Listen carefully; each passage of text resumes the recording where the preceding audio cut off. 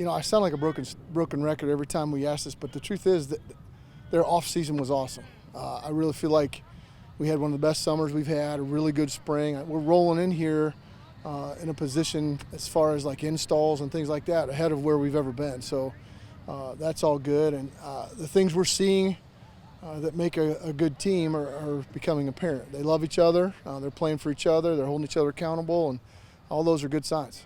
Obviously, in the SAC, you got to stop people to be successful on Friday night. So tell me about this defense. What are some of the strong points of the defense, and who are some of the guys that are going to step into bigger roles? You take a look at, your top linebackers over at Purdue now, and you graduated some talented guys overall. Yeah, we were pretty young last year, so those guys are all rolling back. Our entire defensive line's back.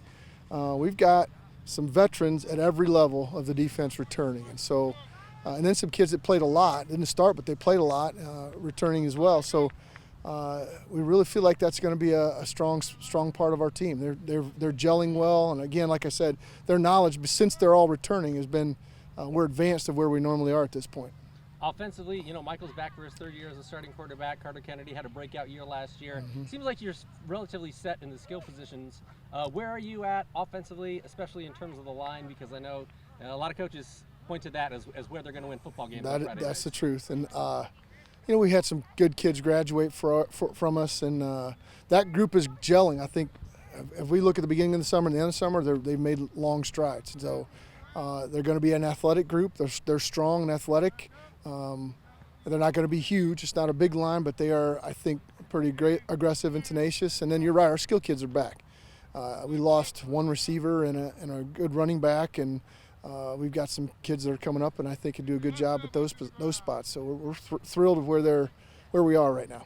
From now until August 22nd, when you go down to Westfield, what's the one thing or what's the X factor for this Homestead team that you want to make sure is coached up and sharpened up so that when the season hits for real on Friday night for that first time, that these guys are ready to rock and roll?